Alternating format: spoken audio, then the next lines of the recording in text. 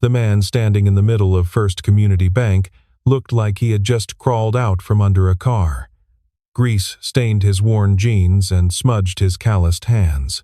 His flannel shirt had seen better days, maybe better decades. Everyone in line had already created distance between themselves and this roughened stranger, their polished shoes carrying them imperceptibly away from his work boots. Derek Ashford, the branch manager, approached with a smile that held no warmth, only the condescension of a man who believed he could read a person's worth from their appearance. "Sir, I think you're in the wrong place. The pawn shop is down the street." The man in the dirty clothes remained calm, his voice steady and unbothered. "I'm just here to check my balance." A few tellers exchanged glances. Derek chuckled and gestured toward the nearest terminal with exaggerated politeness. "Well then, let's see what we're working with." He pulled up the account, his smirk firmly in place, ready to embarrass this unwelcome visitor. The numbers appeared on the screen. Derek's smile collapsed. $77,342,518.67. 2 years earlier, this same bank had looked different through Marcus Cole's eyes. Back then, he had walked in with hope tucked inside an envelope filled with carefully prepared documents. His business plan was modest but detailed. Typed on paper he had bought specifically for the occasion because he wanted everything to look professional. He needed $5,000 to purchase specialized equipment for his research, equipment that would allow him to test the battery technology he had been developing in his garage for the past 3 years. The loan officer, a nervous young man who clearly lacked authority, had passed him up the chain to Derek Ashford. Derek had taken one look at Marcus, at the calluses on his hands and the permanent grease stains that no amount of scrubbing could remove, and decided everything he needed to know.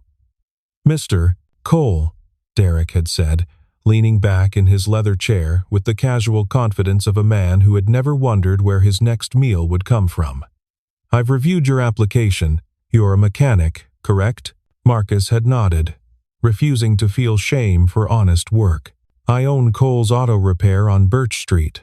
Been running it for 12 years now. But this loan isn't for the shop. I've been working on a new kind of battery cell in my spare time. More efficient, longer lasting, uses materials that are more sustainable.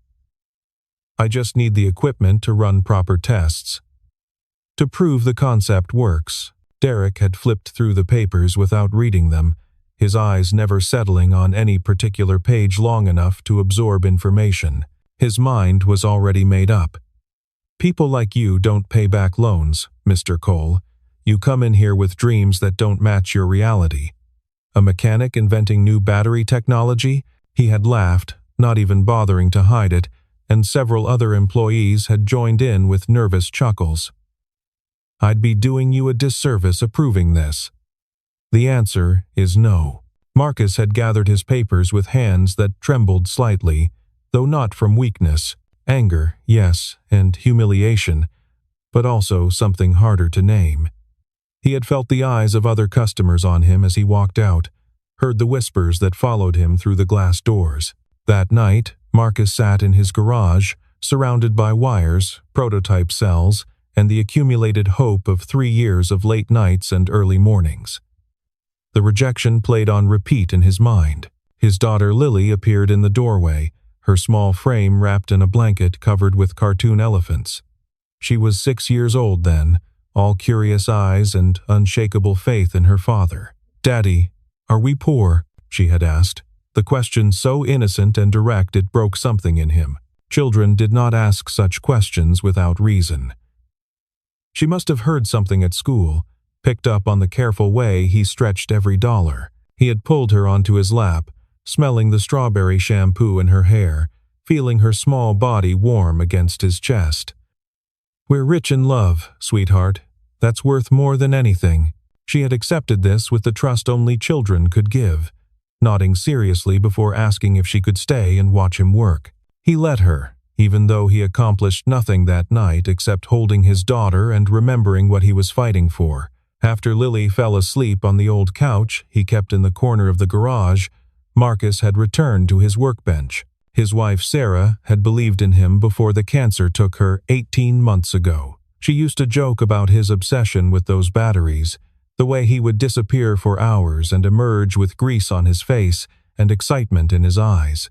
"One day, you'll make $77 million, she had said once, laughing at the oddly specific number she had pulled from nowhere.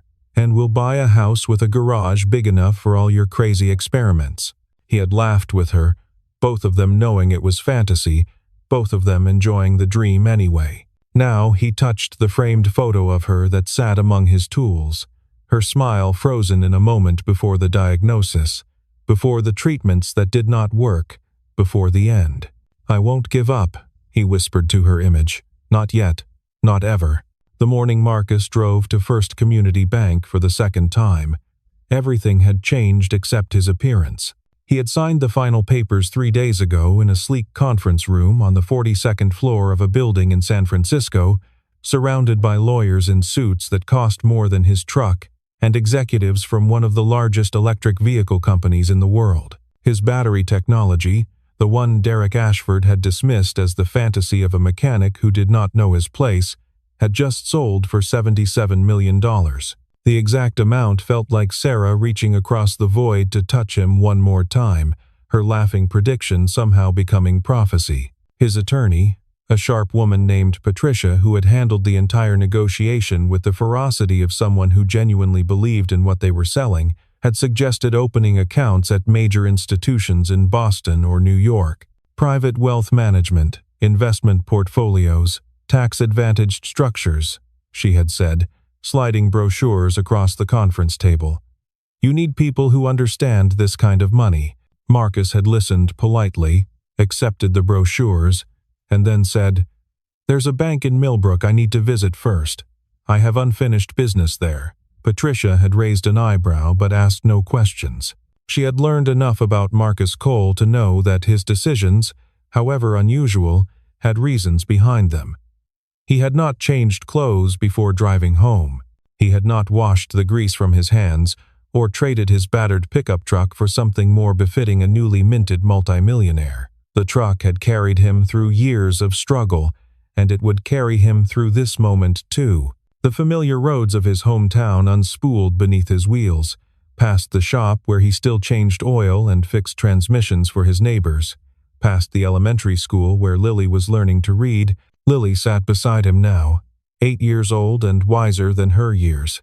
She had grown so much in the 2 years since Sarah's death, taking on small responsibilities around the house without being asked, learning to read her father's moods and knowing when to give him space.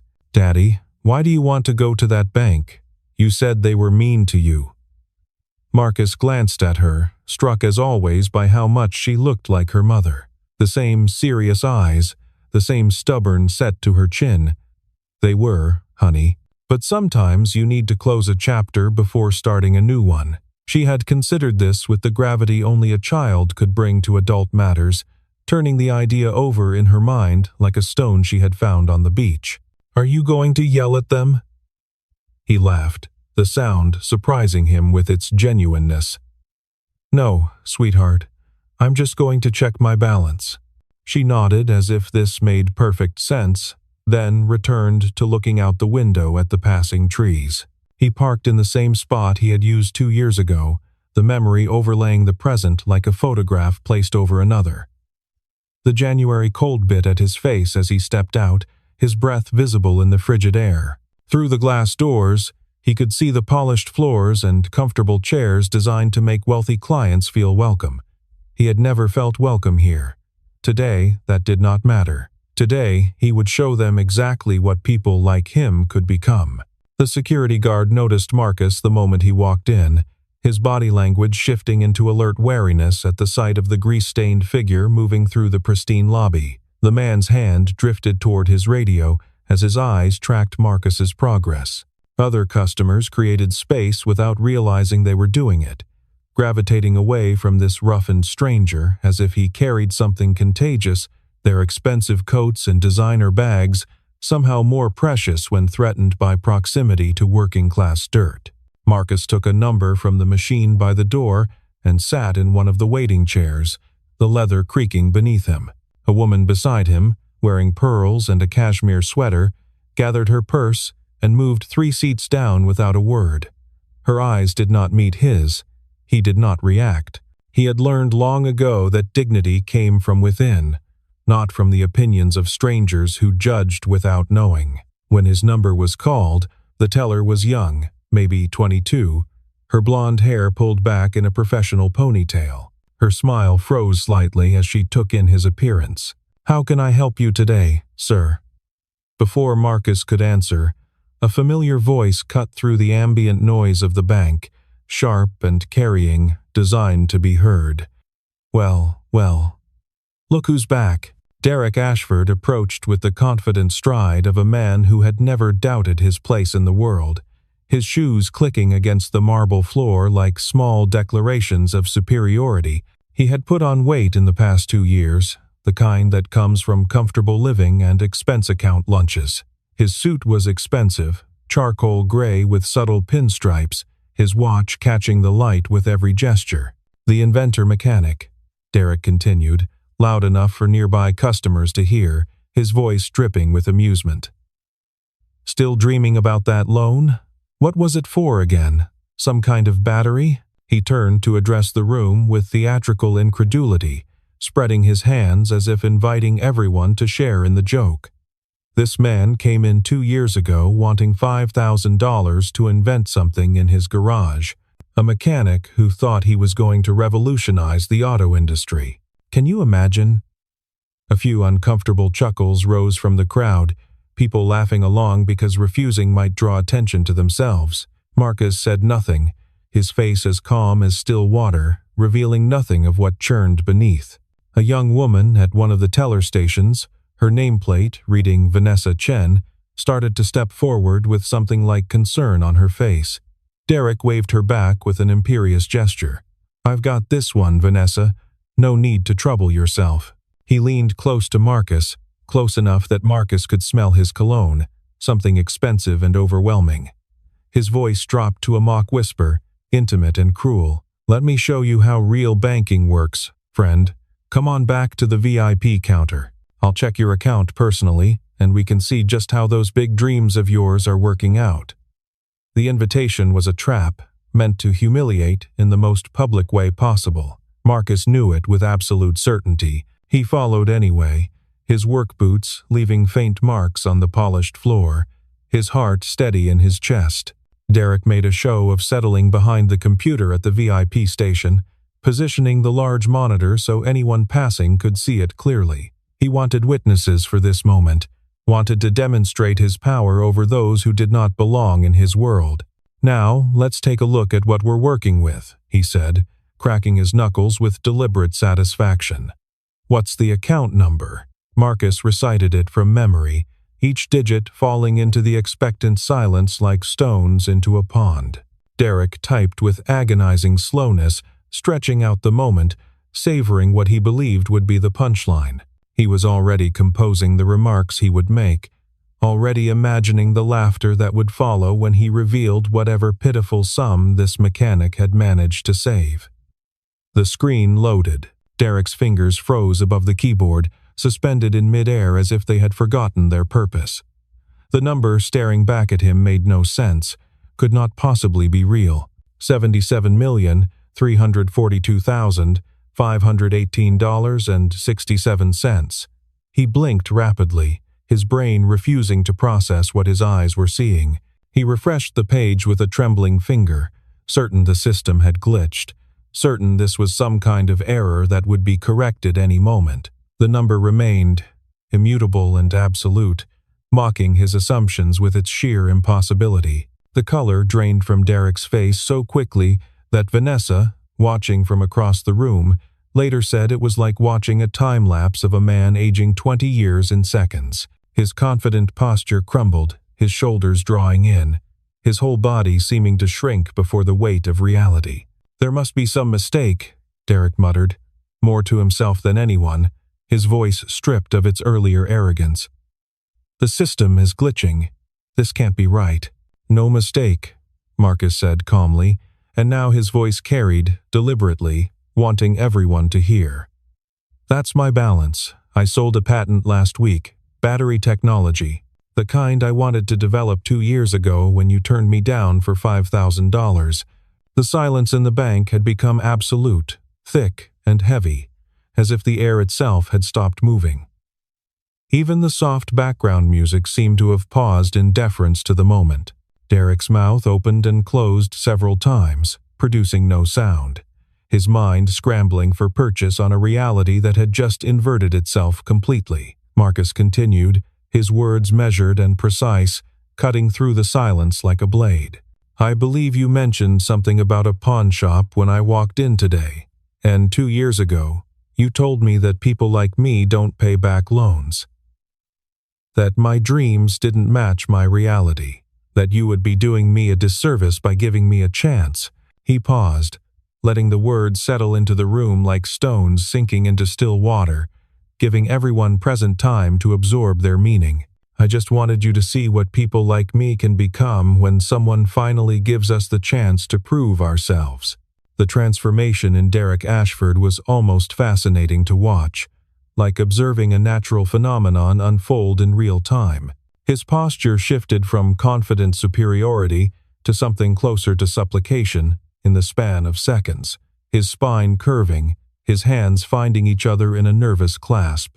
Sweat appeared on his forehead despite the bank's carefully controlled climate. His eyes, which had held such certainty moments before, now darted around the room as if seeking escape from a trap of his own making. "Mr. Cole," he said, his voice cracking audibly on the name, stripped of all its earlier condescension. "I think there may have been some miscommunication in the past, some unfortunate misunderstanding. Please, let me escort you to our private client lounge. We have excellent premium services for clients in your position. Personal wealth advisors, dedicated account managers, investment opportunities that aren't available to our regular customers." He reached for Marcus's arm, the gesture almost pleading. Marcus stepped back, refusing the touch. "That won't be necessary." He turned, scanning the room until he found Vanessa Chen watching from a few feet away. Her expression held a mixture of shock at the revelation and something that looked almost like vindication. "I'd like this young woman to assist me," Marcus said, his voice carrying clearly. "She was the only person in this building who seemed prepared to treat me like a human being when I walked through those doors." Derek sputtered, words tumbling over each other in his desperation. Of course, whatever you prefer. But surely, Mr.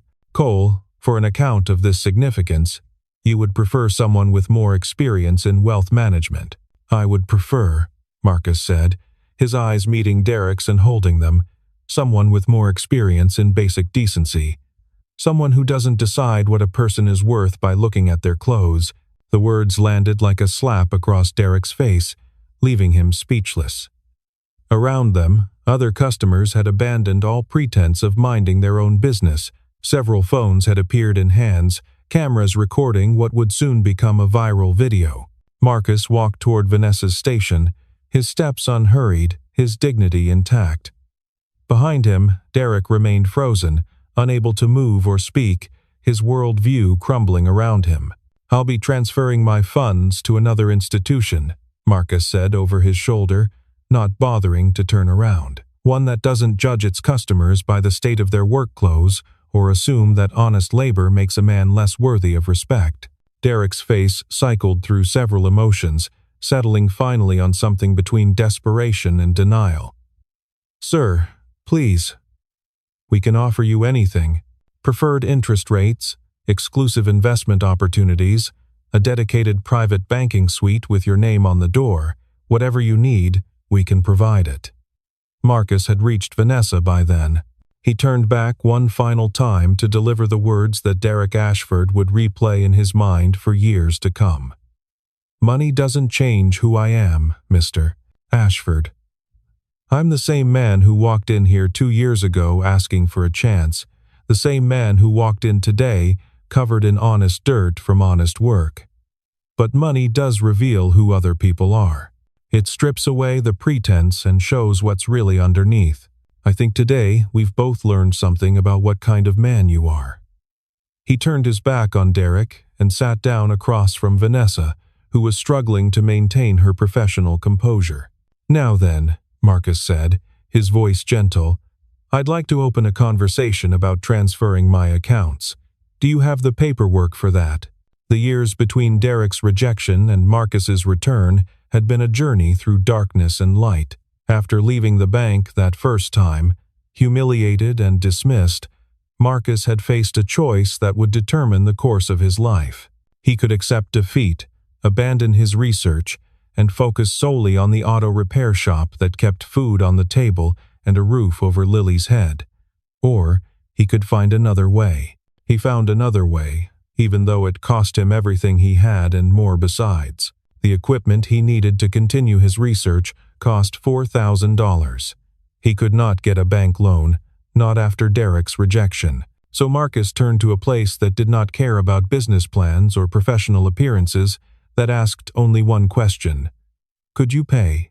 A man named Victor Salinas ran an operation out of a pool hall on the edge of town, a lending business that existed in the shadows of legitimate finance. The interest was brutal, 20% per month compounding, the kind of terms that could drown a man in debt if he made a single misstep. But Victor did not laugh at mechanics with dreams. He counted out $400 bills, slid them across the felt of a pool table, and said simply, "You have 6 months, don't be late." For 18 months, Marcus lived on the edge of a knife. He worked double shifts at the shop during the day, taking every job that came through the door, never turning down work, no matter how small or tedious. And every night, after the shop closed and Lily had finished her homework and gone to sleep, he disappeared into his garage laboratory to continue his research. The payments to Victor ate through his earnings like acid, leaving barely enough for groceries, utilities, and Lily's school supplies. He learned to stretch $1 until it screamed, buying day-old bread and generic everything, wearing clothes until they fell apart. Some nights, he worked until dawn, falling asleep at his workbench with circuit diagrams imprinted on his cheek, waking just in time to open the shop and start the cycle again. Lily learned to be quiet during those times, developing an intuition for her father's moods that no 8-year-old should have needed. She would bring him glasses of milk without being asked, setting them at his elbow and retreating silently. Sometimes she sat nearby doing her homework while he worked, her presence a comfort even when they did not speak. She never complained about the mac and cheese dinners, or the second-hand clothes or the birthday parties they could not afford to throw. One night, when the stress had carved deep lines around his eyes and the prototype had failed for the 100th time, when the payments to Victor had grown so large that the next one might break him entirely, Lily climbed onto his lap in the garage and wrapped her small arms around his neck. "Daddy," she said, her voice small but certain, "Mommy told me something before she went to heaven. She made me promise to tell you if you ever got really sad." Marcus held his daughter, feeling her heartbeat against his chest, waiting for whatever wisdom his wife had left behind. She said you're the smartest person she ever knew. She said most people would have given up a long time ago, but not you. She said you would do something amazing that would change everything. And when you did, I should tell you that she always believed in you, even when nobody else did. Marcus had held his daughter and cried for the first time since the funeral, great heaving sobs that seemed to empty something toxic from his body. Lily held on through all of it, steady as a rock, her small hand patting his back the way he used to pat hers when she had nightmares. The next morning, running on 3 hours of sleep and something that felt almost like peace, he returned to his workbench and tried a configuration he had never considered before. It worked. 3 months later, after refining the design and documenting everything with obsessive thoroughness, he filed a patent application. 2 months after that, a technology scout from a major electric vehicle corporation found his application in a database search for promising battery innovations. The negotiations that followed took another year of careful maneuvering, with Marcus teaching himself contract law and refusing to be intimidated by rooms full of lawyers. They offered $10 million initially, a sum that would have solved all his problems and seemed impossibly large. Marcus remembered Sarah's voice, her laughing prediction of 77 million, and he held firm. When they finally agreed to his price, he sat alone in his garage and whispered to the photograph on his workbench. "We did it, Sarah. 77 million, just like you said. I don't know how you knew, but you were right. You were always right about everything." The phone call Derek Ashford made to the regional office was answered on the second ring by Robert Hayes, a man in his mid-50s with 30 years of banking experience and little patience for the kind of embarrassment that went viral on social media. He had already seen the video by the time Derek's panicked voice came through the line. He arrived within 2 hours, his silver sedan pulling into the parking lot with the purposeful speed of a man who intended to contain a crisis. The video that was already circulating showed everything in damning clarity. Derek, mocking the customer's appearance, loudly recounting his previous rejection, inviting the entire bank to laugh at a man who turned out to be worth more than the entire branch's quarterly deposits combined. Robert found Derek in his office, the door closed, the blinds drawn, the man himself looking like he had aged a decade in the span of an afternoon. "Tell me this isn't what it looks like," Robert said, closing the door behind him with a soft click that somehow sounded final. "There's been a misunderstanding," Derek said, his voice thin and desperate. The man came in looking like a vagrant. How was I supposed to know who he was? Robert moved to Derek's computer without asking permission and pulled up the security footage. They watched together in silence as the scene unfolded on screen. Derek loudly announcing Marcus's previous loan rejection to the entire lobby. Derek mocking his ambitions, inviting strangers to laugh at his dreams. Derek's face collapsing in visible shock when the account balance appeared. And finally, Marcus's quiet, devastating words about what money reveals about a person's character. "I've been reviewing customer complaints from this branch," Robert said when the video ended, his voice quiet but carrying an edge of steel. "Going back 3 years. This isn't the first time you've judged someone by their appearance, is it, Derek? There's a pattern here."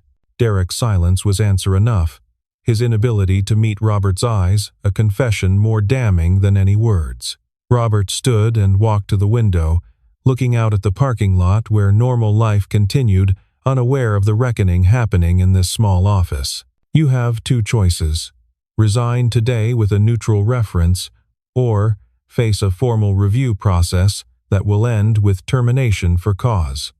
Either way, you're done at this branch." Robert found Marcus in the lobby 30 minutes later, completing paperwork with Vanessa for the transfer of funds to a credit union 2 towns over.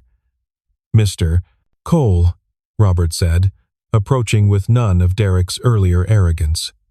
"I'm Robert Hayes, Regional Director for First Community Bank.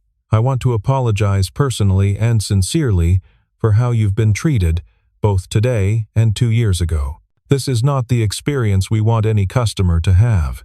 Marcus studied the man's face, searching for any hint of the dismissiveness that had characterized his previous interactions with this bank's representatives. He found genuine remorse there, perhaps even a flicker of shame. "I appreciate that, Mr. Hayes. Truly. Can I ask if there's anything we can do to earn back your trust?" Marcus stood, gathering the folder of completed paperwork that would transfer his $77 million to an institution that had never made him feel small. "Mr. Hayes, I grew up in this town.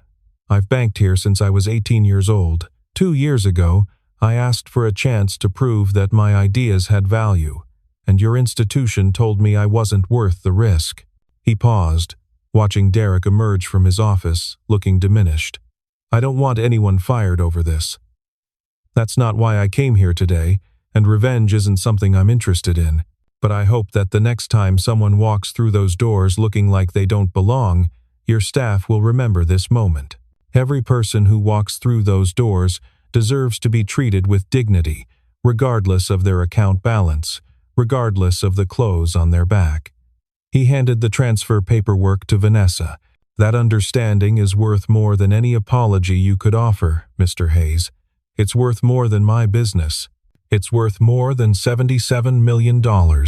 6 months after the incident at First Community Bank, the changes Marcus had set in motion rippled outward through the community and beyond. The Sarah Cole Foundation, named for his late wife and funded with $10 million of his patent sale, had distributed its first round of scholarships to children of working-class families in 3 counties. The application process was deliberately simple, asking only for a statement of purpose and evidence of financial need. No credit checks, no references from prominent citizens, no essays about overcoming adversity written to impress committees, just people explaining what they hoped to achieve and why they needed help to get there. Young people whose parents fixed cars, waited tables, cleaned offices, and built houses found doors opening that had been closed to previous generations. Vanessa Chen had accepted Marcus's offer to manage the foundation's operations after quitting First Community Bank the same day as the incident. She had walked out within an hour of completing Marcus's transfer paperwork, unwilling to work another minute for an institution that valued appearance over character. Now she spent her days in a small office above Marcus's auto shop, reviewing applications from single mothers pursuing nursing degrees, veterans transitioning to civilian careers, and young people with ideas and determination, but no connections or capital. The foundation asked only one question on its application, printed in bold at the top of the single page. What would this opportunity mean to you? Marcus read every single application himself, often late at night in his garage. He approved far more than he rejected. Marcus had bought a new house on the edge of town, a comfortable place with that large garage Sarah had always described, big enough for all his experiments, and then some. But he kept the old shop on Birch Street open, still working on cars for his neighbors 3 days a week, still charging the same reasonable rates he always had. His regular customers barely noticed that anything had changed, except perhaps that he seemed lighter somehow. He still wore the same work clothes, still got grease under his fingernails, still talked about engines and transmissions with the same enthusiasm he had always shown. Some things, he had decided, were not meant to change, no matter how much money sat in your bank account. Lily understood this better than anyone. When a reporter from a regional news program asked her about her father's wealth, about what it felt like to suddenly be rich, she thought for a moment before answering with the seriousness she brought to everything. Daddy says money is just paper with pictures on it. It doesn't make you happy or sad, good or bad. What matters is what you do with it. He helps people who need chances.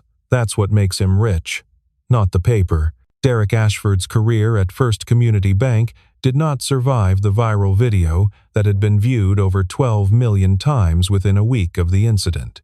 Robert Hayes had wanted to terminate him immediately, but Marcus's unexpected request for leniency had resulted in a compromise.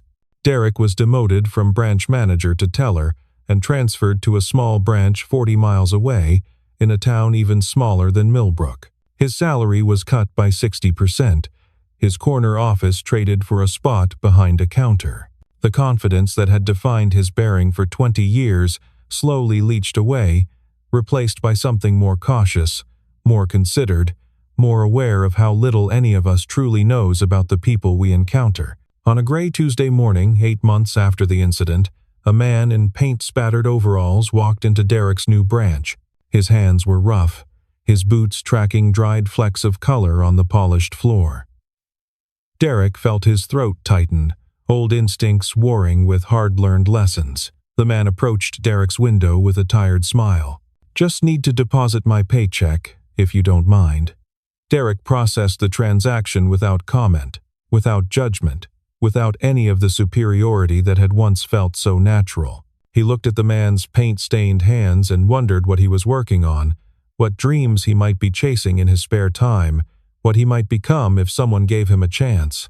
When the man thanked him and turned to leave, Derek said quietly, "Have a good day, sir, and good luck with whatever you're working on." It was the first time those words had felt genuine on his lips. 1,000 miles away, on that same gray morning, Marcus drove past the site where First Community Bank had once stood. The building had been renamed and reorganized under new management, the old sign replaced by something modern and forgettable. Lily sat beside her father in the passenger seat, absorbed in a book about marine biology.